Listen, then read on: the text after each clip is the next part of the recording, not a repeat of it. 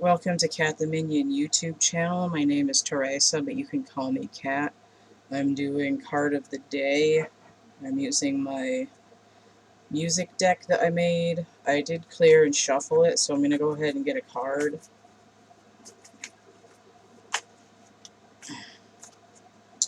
Alright, so this has come out in the challenge position. This is number 9, the Hermit. The song I have on here is Dust in the Wind.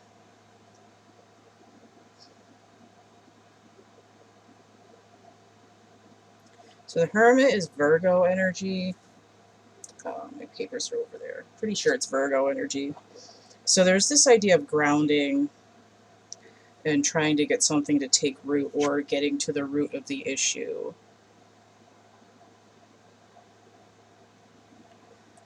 Now, there is a moon, or in theory, a moon on this card. And the image here is some kind of feminine, higher being. Their crown chakra is open. They got both halves of their brain working in sync. Now, 9 is half of 18, which is the moon. So I do see this as being a half moon card. It's like reflective of reflective. It's instead of going into darkness necessarily, it's going within. So there's this idea that what's within you might not be entirely dark, which should be true because we both have the light and the dark within us. This actually looks like a cell, like a cellular structure, so it's literally going within. Or like it's like an oocyte. So let me get in here for a second. I'm going to bring up the lyrics to Dust in the Wind.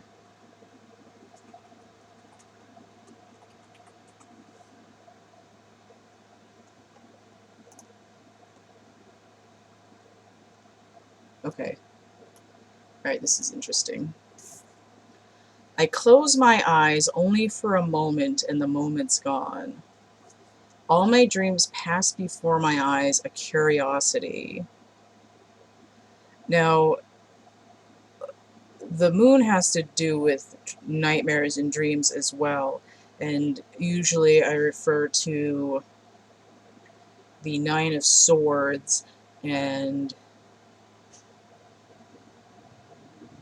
the 9 of Wands as these sort of half nightmare cards, and the 9 of Cups and the 9 of Pentacles as like half dream cards. It's like a daydream or like a waking nightmare kind of situation. So the fact that the song itself mentioned dreams and then it's coming in at that 9 number is relevant. So it says, same old song, just a drop of water in an endless sea. All we do crumbles to the ground, so that's that Virgo energy. Though we refuse to see. Dust in the wind, all we are is dust in the wind. Now, dust is relevant to Earth as well. Don't hang on, nothing lasts forever but the earth and sky. It slips away, and all your money won't another minute buy. So the issue is that if you're living in the world and you're existing solely in the material sense, it's like it's not going to extend this idea that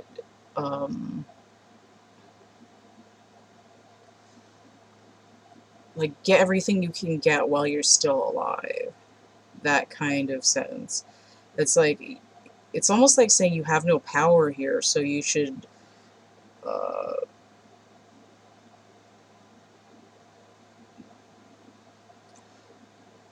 it's like if you view your time on Earth as fleeting, and and let me close this so I stop looking at it.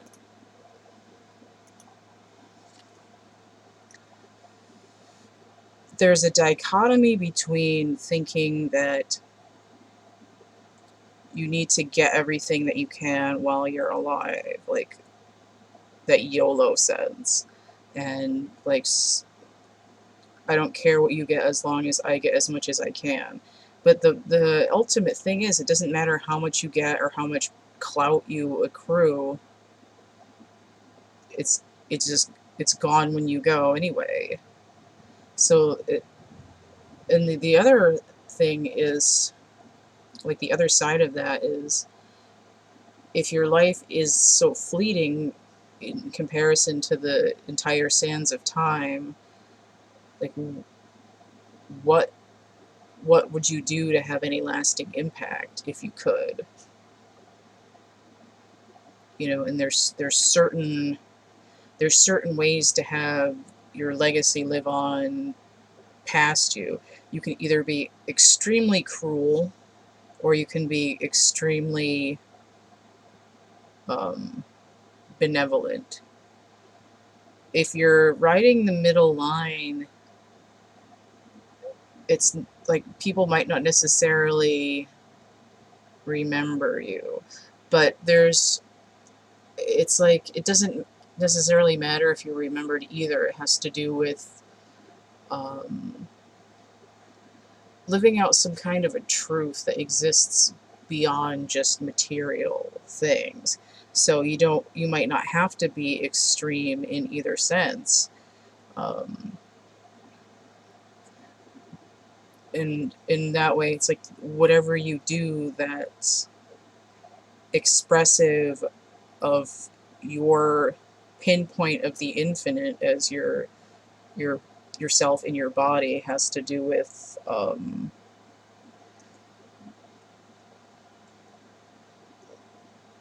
it's like if you're in your truth as that pinpoint of universal energy, then you do have some effect on the greater scale of things, because all those little bits and pieces of the universe are entangled.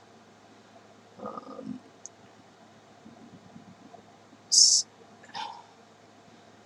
I don't know if I'm explaining this right. The challenge here is to go within and to create something within yourself that goes beyond materialistic things that are bound to decay. It's not like, look at all this stuff I have, because it's eventually going to rot and turn to dirt, and then it's going to, come out as, you know, oil or diamonds or coal or whatever. And people aren't going to really care necessarily. It's like, what you when you're introspective enough and you like ground your energy in a way that's not like, if you tie yourself to a deep energy like the earth's natural resonance, it's some kind of like universal body that's bigger than yourself, that's like more encompassing of um, whole systems. The Instead of tying yourself to, you know, little things like money and jewels and, you know, things like that, the your energy it'll be like longer lasting and more resonant, so that it'll actually produce some sort of change.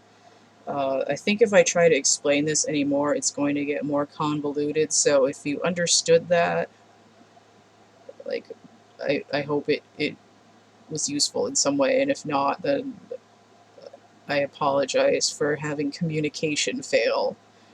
It's it's kind of it's like very basic, but it's also heavily nuanced. I mean, the main sense is to go within and to untether yourself from material goods, and it's a challenge.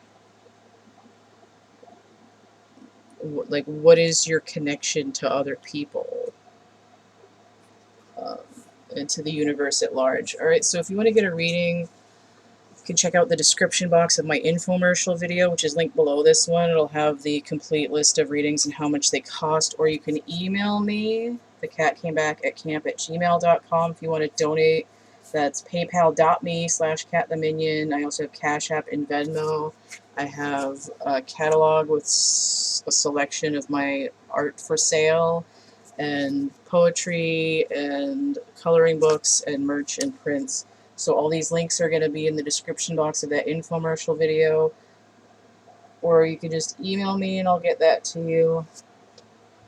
And do check out my playlists. Don't forget to like, share, subscribe, and or comment, and hopefully we'll see you later. Bye.